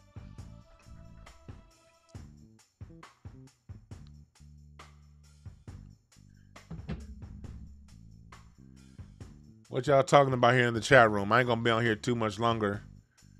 We got to do the Craig facts. We're gonna have Craig facts a little later today, so I got to get ready for that in a little bit. But in the meantime, what y'all talking about here in the chat room? You're right, Ben Frank. You gotta love yourself, treat yourself, and then let it go. Goddamn right. Love yourself, treat yourself, let it go.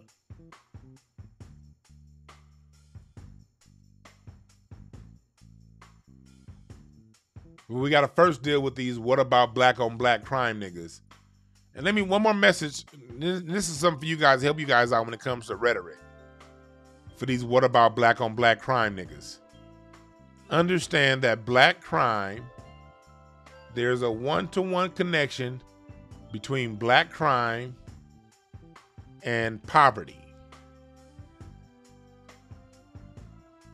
When black people aren't in poverty, when black people, and this is according to the Moynihan Report, 1960s, when black people are adequately funded, when black people have the resources that black people need to take care of ourselves and take care of our families, we're not violent. We don't commit crimes. There is no black equivalent to Bernie Madoff. Bernie Madoff was already wealthy, and he still stole billions. Wealthy black people, rich black people don't steal. Middle-class black people don't steal. There's no black equivalent to the Enron scandal. Hell, there's no black equivalent to the college admissions scandal that broke in 2019. Y'all remember what Felicity Huffman and all them white folks that was paying? It's a documentary on that shit right now on Netflix about that whole college admissions scandal. White folks gaming the system. There's no black equivalent of that. And quiet as kept, the Chinese college admission scandals was 10 times bigger than the white one. What the white dude, that's on Netflix. The one that happened between China, Berkeley, and UCLA, that one was even bigger. But they'll tell your black ass you need to be more like the Chinese. We ain't the when black people want to make it to college and get a scholarship, we work our fucking ass off. We ain't about to pay nobody $500,000 to do no illegal shit because we ain't like that. I appreciate the Cash App, David Bell. Even those of us who have the money to drop $500,000 on that, black folks ain't doing that. When other groups get benefits, black folks don't get in the way to stop it. Look at what happened up in Oregon earlier this year. Oregon has a plan to give reparations for the black folks that live in Oregon because Oregon discriminates against black people. They acknowledge that that state was created. Not only was Oregon was founded by black folks, but then turned around and was a white-only state until the early 1900s. They want to go ahead and give reparations, but it was Asians and Latinos filing lawsuits to stop it. Do black people file lawsuits to stop other immigrant groups from getting benefits? We don't do that. But they omit that part of our society. You'll see black folks talk all day about a janky, that's why I don't do nothing with black businesses. You can't trust black business. Black businesses don't do you right. Meanwhile, every fucking 2 weeks, there's a new story about faulty shit manufactured in China. China painting toys with lead paint. China creating things that kill people within products we're supposed to use. And no, you don't see no one sitting back. See, man, them Chinese, man, they don't know how to make nothing. We don't need to, man, we need to stop. Get out of business, man, because everything they make is all fucked up. No. That's only dumb shit niggas talk about. Stop me when I'm lying. Show me where black people steal. When we don't, show me where we steal when we have resources. Now, I can show you where we steal when we're poor, but even if we're going to go on the poor side of the game, they talk about black crime now. Black is impoverished as we are right now as a people. We still don't have the per capita crime that Irish, Italian, Jewish immigrants had this time 100 years ago before they were classified as white during the quote unquote roaring 20s. The roaring 20s was white folks out of fucking control. This whole goddamn country was a ghetto when they didn't have no damn money. Forced Roosevelt to sign the New Deal. Even when we're broke, our broke black people don't commit as much crime as broke white people. That's a fucking fact. Go back to that part with Judge Joe Brown. I talk about this all the time, and I was so glad Judge Joe Brown was able to corroborate the story. Now, I said on the show, my uncle, actually my cousin Sam. Thank you, Kevin, for the Cash App. My cousin Sam was an LAPD officer in the 1960s. He originally tried to get a job with the LAPD early in the 60s. He would pass the test, but no matter how much he passed the test, they would not hire him because they were too busy hiring white officers from Mississippi, Alabama, Arkansas, over 6 feet tall, out of the Klan. They didn't start hiring black officers until the Watts riots. That's when my cousin Sam got hired.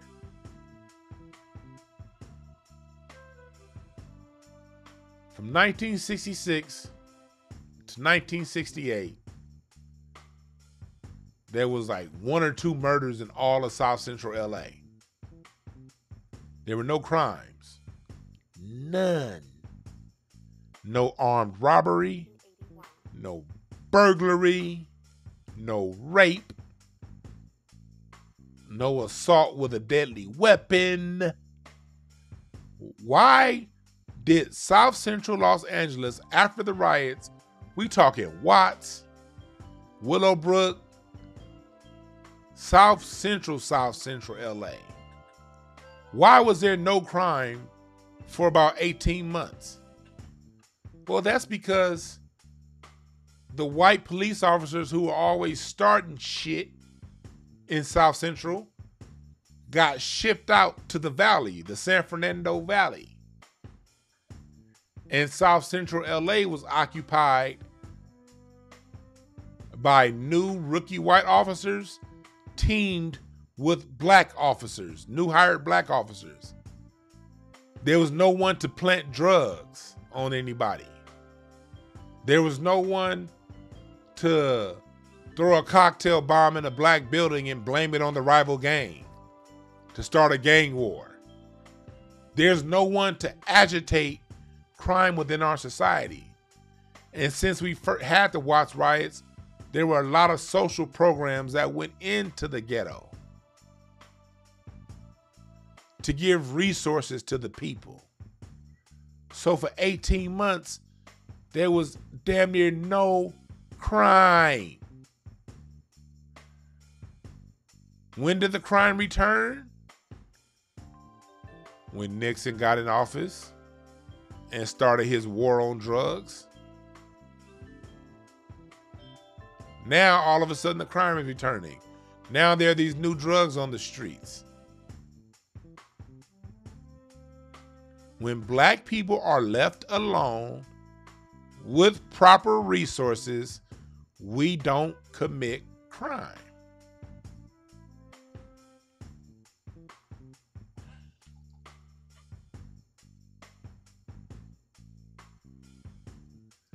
You right, DeAndre, with all that faulty shit on Amazon, you don't see niggas canceling their Amazon account. But the minute another black person does something, see, man, that's why you can't trust black business. If you don't shut your monkey ass up, niggas that talk like that.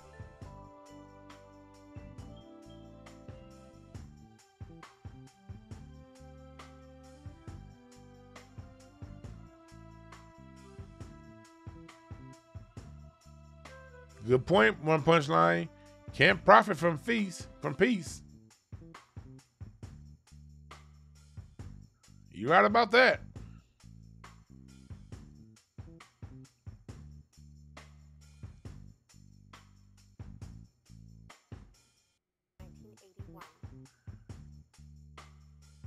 You right, original dog. Black folks do, nigga, we do support black businesses.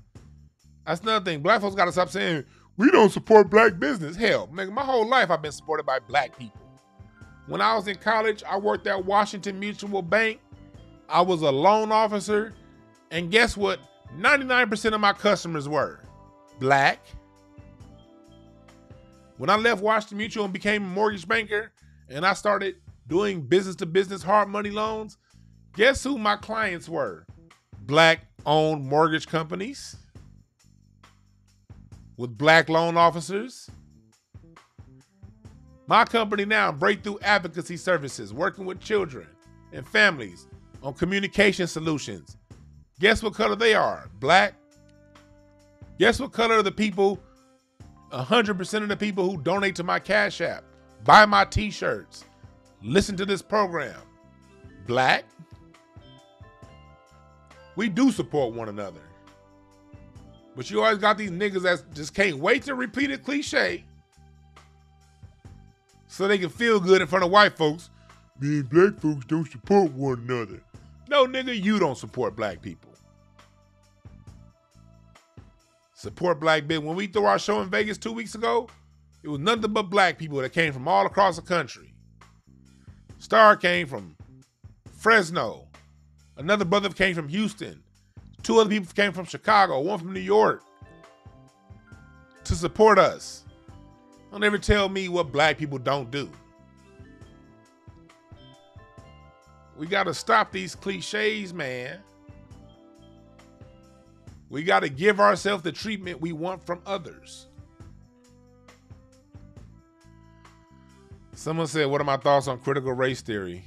Just white folks deflecting. I don't really have, critical race theory. They teach it as a theory. I don't care if these honkies get rid of it. Because all we got to do is talk history. We don't even need, all we need is just black history, just American history to be told truthfully. We don't need critical race theory. We don't need a social program, a Black History Month. Now I'll take it since it's here. I'll take what's here. But we don't need none of that. All we need is the whole truth to be told. And matter of fact, we don't even need them to tell it. We need to learn this shit for ourselves and tell it to ourselves and teach it to our children. That's part of the reason why I created this show and called it Hotepish. The reason why I called this show Hotepish is because there's a whole bunch of greasy, sorry, slimy son of a bitches out there who have issues with black people who like black history. They be like, man, I'm not on that Hotep shit. So I named this show Hotepish to get them motherfuckers far from my channel. I don't want them kind of niggas around here. People who see it as somehow shameful that black people love, appreciate, and respect our history. If that's a problem to you, get the fuck away from me.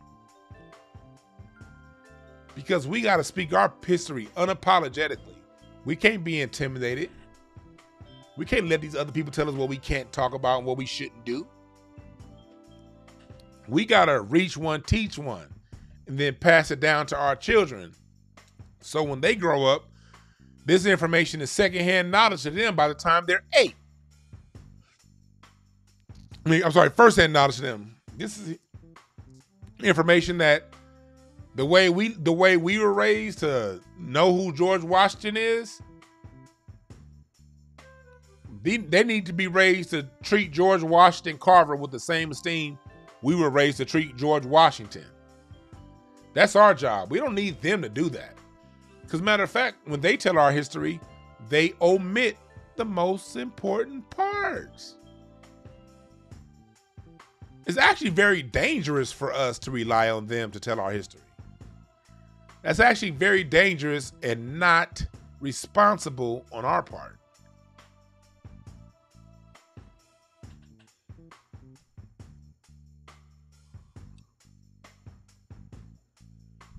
So they can get rid of it for all I care, because that's our job to teach critical race to our children. We don't need them white folks teaching that.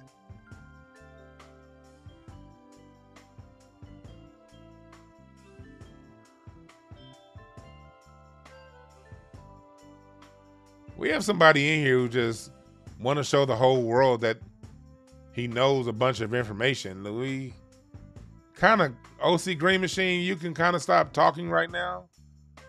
We're focused and either join the discussion or just be timed out. You're teaching us a whole bunch of stuff that we've talked about on this show plenty of times. Please go back and watch previous programs if you want those things discussed.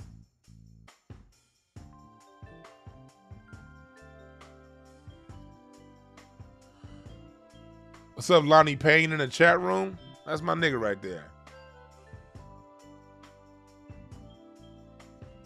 For people who want to come in the chat room, there's another thing that we need to stop too.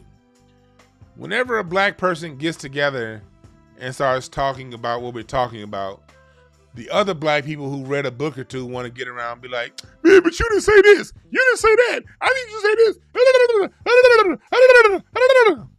Nigga. Stop all this knowledge competition shit, man. Knowledge ain't nothing to compete with other black people over.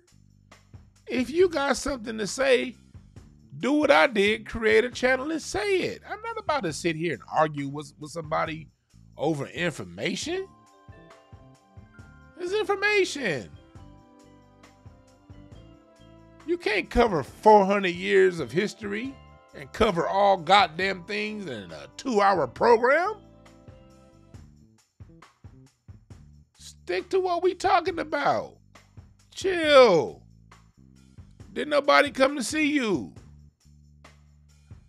I be on YouTube shows all the time. I'm in, you be listening to other people's program. I'm trying to get, that's why you like, I be in I was like, some of y'all, like Ivor in the chat room, I be seeing some of y'all, Dr. Sinister, you be funny as hell in the 5150 chat room. Al Show, I be seeing y'all. I be in them same chat rooms sometimes. I just don't say nothing because, man, when I want information, man, I'm all ears. I'm not here to argue with somebody else and tell them what they missing and what they should put in and what they shouldn't put in. I'm here to learn. Stop the knowledge competition stuff, black folks. Black person get a little bit of information and they want to run around and lord over other black people. I know more than you. I don't give a fuck what you know, man. The whole point of information is to applicable. Use it to apply to uplift yourself and those around you. If you can't use your information to uplift your situation and change your situation and improve your situation and help those around you, what fucking good is it?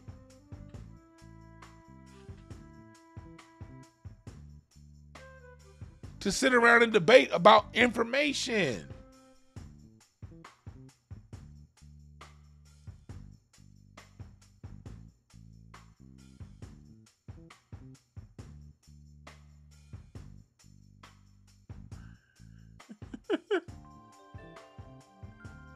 Damn.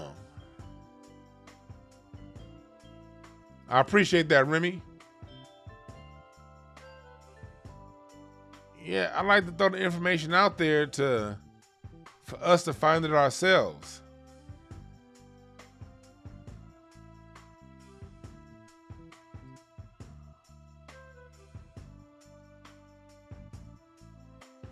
Thank you, Deep Impressions. Thank you. Thank you, thank you, thank you. I was about to hide, old boy. Thank you for doing it. That's the problem. We get black folk, we talking about something over here, You get black folks that want to come in and say, hey, look, I know all these other things. Listen to me. Stop with the attention whoring, niggas. God damn. We don't look good to our women when the men are attention whoring.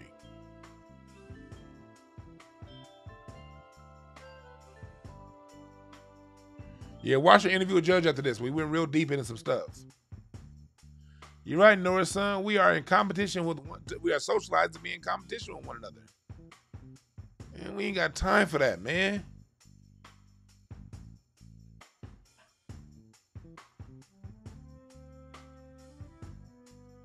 We ain't got time for that. But I'm about to get up out of here. Let y'all know right now, I love you motherfuckers. Everything I do comes from a place of love. Even my shit talk. Even my shit talk. What's up, Taisha SX? It's always good seeing you, sister. Taisha is about goddamn protecting yourself. Follow her. Dr. Sinister, you had said something a couple weeks ago in the 5150 chat room. That shit had me dying laughing. I forgot what it was. But you had said some shit. I was getting high. I was like, oh my God, this nigga. You're right, Bobby Robinson. We on good vibes over here. We don't compete over here. I'm not in competition with nobody. There are other people out there who know. Here's the thing, and I'm going to say this before I leave.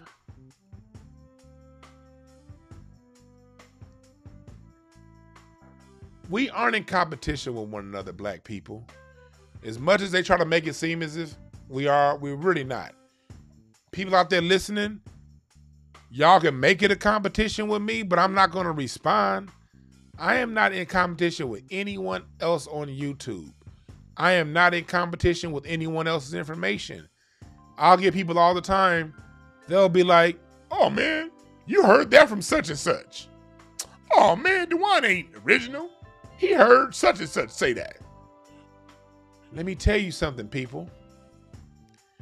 History is open for everybody to consume. So guess what? If you have 5 people who are students of history, you can guarantee conflation. Conflation meaning in the sense of over. Conflation is on the wrong word. You can guarantee overlap in information because we reading the same shit.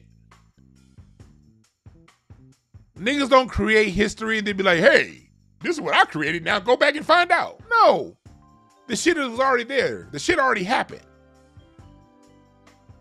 You just may have heard somebody explain this piece of history first, so you're gonna ascribe that piece of history to a person when it doesn't belong to any one individual. Let me tell you right now, if you're learning something new from me, it's not mine to give you. I don't own it. I can't take ownership of, man, they only learned that because of me. And it's because of me. If I didn't teach you, you would. No. You're here on this channel because you know this channel gives information, and you're here because you're a seeker of information. That's why you're here. People who don't seek information don't come to this channel. They go to other channels. This is a channel people come to seek information. The information I give you isn't Dwan's information. It's shit Dwan found out either through story or through reading or through a documentary or through something. And I'm using my skill to break down things that I've heard, things that I've read, things that I've experienced to you in an entertaining manner. So take the information, use it, apply it to yourself. Each one teach one. You now be the bearer of information and spread it to those. You don't have to tell them you got it from me, because it ain't my information to give. This information belongs to the game and anyone who chooses to mine for it. You're right, Taylor Drake. Information has no room for ego. I ain't got no ego in this shit, man. I'm just gonna pass the information, and then the minute somebody say something out of line in the chat room, I'm gonna talk shit and clown your ass. But that's just me having fun. That's my style of delivering information. I don't compete with other people with information. I don't debate with other people over their information's validity. If I feel someone's information is invalid, I take the time and I research it myself and I find out. Oh no, that ain't what happened. But I'm not gonna go back and argue with that person. Man, you was wrong. No, maybe they just made a mistake.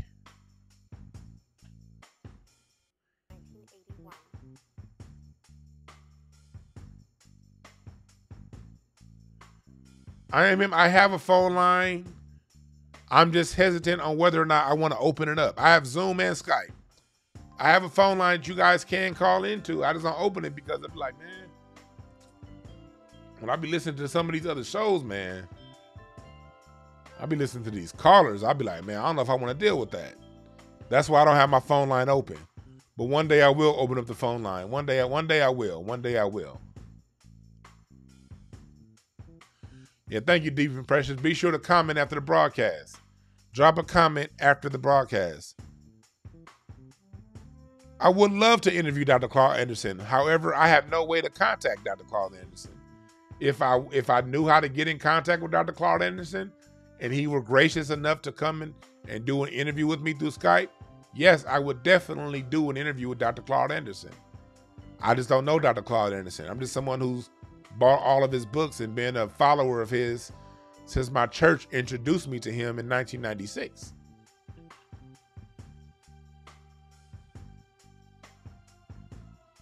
What's up, Raven Smith? I ain't seen you here in the chat room in a while. Good to see you.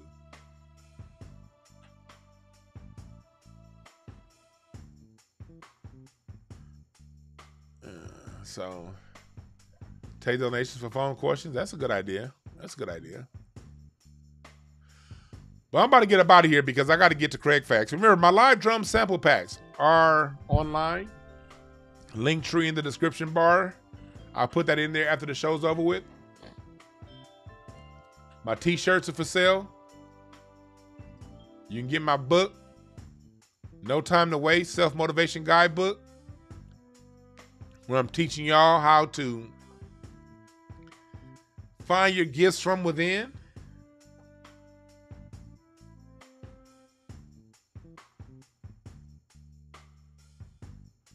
Get the book.